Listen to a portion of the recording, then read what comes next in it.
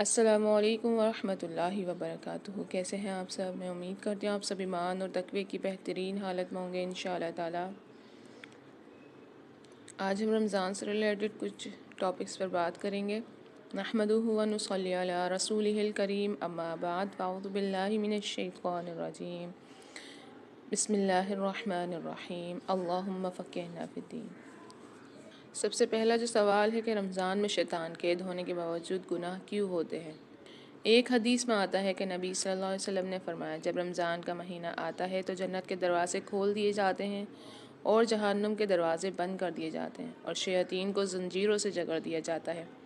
اس حدیث کی بنیاد پر یہ اعتراض اٹھایا جاتا ہے، اگر رمضان میں شیاطین کو جکڑا جاتا ہے تو اس مہینے میں لوگ گناہ کیوں کرتے ہیں؟ سب سے پہلی بات، جنات اور شیاطین ہمارے لیے غیب ہیں۔ جس طرح ہم وحی کی بنیاد پر ان کے وجود پر ایمان لاتے ہیں، بالکل اسی طرح وحی میں ان کے بارے میں دی جانے والی خبروں پر بھی ایمان لانا ضروری ہے۔ اس حدیث میں رمضان میں شیاطین کو زنجیروں میں جکڑنے کے بارے میں خبر دی گئی ہے، تو غیب پر ایمان لانے کا تقاضا یہ ہے کہ اس بات پر بھی ایمان لایا جائے۔ دوسری بات، اس اعتراض کی اصل بنیاد یہ غلط فہمی ہے کہ انسان تمام گناہ شیطان کی وجہ سے کرتا ہے، حالانکہ یہ بات درست نہیں۔ گناہ کے بہت سے اسباب ہوتے ہیں جن میں شیطانی وسوسے ایک سبب ہیں۔ اس کے علاوہ انسان کا نفس بھی بہت زیادہ گناہوں پر اکساتا ہے۔ قرآن پاک میں ارشاد ہے، وَمَا أُبَرِّئُ نَفْسِي إِنَّ النَّفْسَ لَأَمَّارَةٌ بِالسُّوءِ۔ یہ سورہ یوسف کی آیت نمبر 53 ہے۔ انسان کا نفس انسان سے کیا کچھ کروا سکتا ہے؟ اس کا اندازہ قرآن پاک میں ذکر دو قصوں سے ہوتا ہے۔ پہلا قصہ حضرت آدم علیہ السلام کے دو بیٹوں کا، جبکہ دوسرا حضرت یوسف علیہ السلام اور ان کے بھائیوں کا ہے۔ پہلے قصے میں ایک بھائی دوسرے کو قتل کر دیتا ہے، جبکہ دوسرے قصے میں تمام بھائی مل کر ایک بھائی کو قتل کرنے کے غرض سے کنویں میں ڈال دیتے ہیں۔ قرآن پاک میں دونوں قصوں میں قتل پر اکسانے والی چیز قاتل کا نفس قرار دیا گیا ہے۔ پہلے قصے میں فرمایا، فَطَوَّعَتْ لَهُ نَفْسُهُ قَتْلَ أَخِيهِ فَقَتَلَهُ فَأَصْبَحَ مِنَ الْخَاسِرِينَ۔ یہ سورہ مائدہ کی آیت نمبر 30 ہے۔ بس اس سے کہ نفس نے اپنے بھائی کے قتل پر آمادہ کر دیا تو اس نے اسے قتل کر ڈالا، جس سے نقصان پانے والوں میں سے ہو گیا۔ دوسرے قصے میں فرمایا، قَالَ بَلْ سَوَّلَتْ لَكُمْ أَنفُسُكُمْ أَمْرًا۔ یہ سورہ یوسف کی آیت نمبر 18 ہے۔ یعقوب نے کہا، بلکہ تمہارے لیے تمہارے نفسوں نے ایک کام مزین بنا دیا ہے۔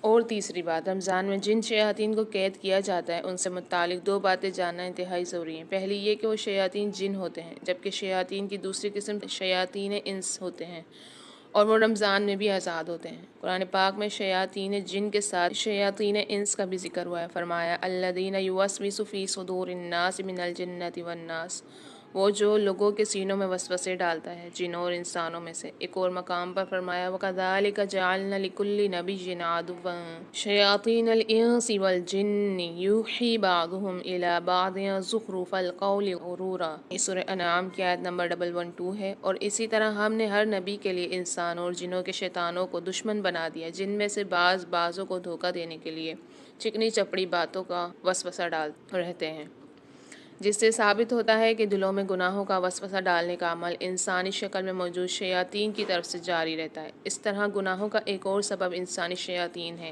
جو رمضان میں قید نہیں ہوتے، جس سے ثابت ہوتا ہے کہ دلوں میں گناہوں کا وسوسہ ڈالنے کا عمل انسانی شکل میں موجود شیاطین کی طرف سے جاری رہتا ہے۔ اس طرح گناہوں کا ایک اور سبب انسانی شیاطین ہے جو رمضان میں قید نہیں ہوتے۔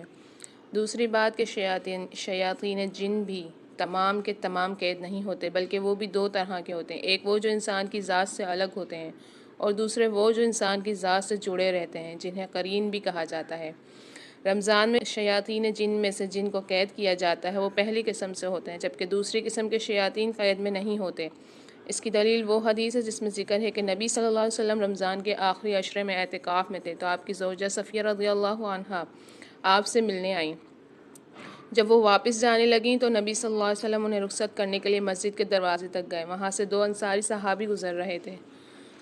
آپ صلی اللہ علیہ وسلم کو ایک خاتون کے ساتھ دیکھا تو تیز چلنے لگے۔ آپ صلی اللہ علیہ وسلم نے انہیں روکا اور فرمایا، یہ صفیہ ہیں؟ تو وہ دونوں کہنے لگے، سبحان اللہ، یعنی ہم آپ کے متعلق بدگمانی کا سوچ بھی نہیں سکتے۔ اس پر آپ صلی اللہ علیہ وسلم نے فرمایا، یقیناً شیطان انسان میں خون کی طرح دوڑتا ہے، مجھے خشیت ہے کہ شیطان تم دونوں کے دلوں میں کوئی چیز نہ ڈال دے۔ یہ صحیح بخاری صحیح مسلم کی حدیث ہے۔ چوتھی بات، بہت سے گناہ ایسے بھی ہوتے ہیں جنہیں انسان بطور عادت کرتا ہے، یعنی سال کے 11 مہینے گناہوں میں ملوث رہنے کی عادت رمضان میں بھی جاری رہتی ہے۔ یہ بات مشاہدے میں ہے کہ جب کوئی چیز انسان کی عادت بن جائے تو پھر اسے عادت لگانے والے کی ضرورت نہیں رہتی۔ جیسے کوئی شخص کسی کو نشے کی عادت لگا دے، بعد میں اگر پہلا شخص چلا بھی جائے تب بھی دوسرا شخص نشہ کرتا رہتا ہے۔ بالکل اسی طرح شیطان بھی پہلے گناہوں کی عادت لگا دیتا ہے، پھر جب رمضان میں قید ہوتا ہے تب بھی گناہوں کا سلسلہ جاری رہتا ہے۔ پانچویں بات جو میں نے پہلے ذکر کی ہیں، تمام باتوں سے واضح ہوتا ہے کہ رمضان میں شیاطین کے قید ہونے سے گناہوں میں خاطر خواہ کمی تو ضرور ہوتی ہے، جس کا ہم بخوبی مشاہدہ بھی کرتے ہیں، لیکن دنیا سے گناہوں کا وجود ختم نہیں ہوتا، اور نہ ہی یہ شریعت کا مقصد ہے، کیونکہ اگر گناہ سرے سے ہی ختم ہو جائیں تو لوگوں کا امتحان کیسے ہوگا؟ اسی امتحان کی بنیاد پر ہی تو لوگوں کے اجر و ثواب و درجات میں فرق ہوتا ہے، ورنہ سب کے روزوں کا ثواب برابر ہو جاتا۔ رمضان میں شیاطین کا قید ہونا اللہ پاک کی اپنی مخلوق پر مہربانی ہے کہ اس میں گناہوں کی خارجی سبب شیاطین کو قید کر دیا جاتا ہے۔ اب یہ انسان پر ہے کہ وہ اس کے داخلی سبب نفس کو کس قدر قابو رکھتا ہے۔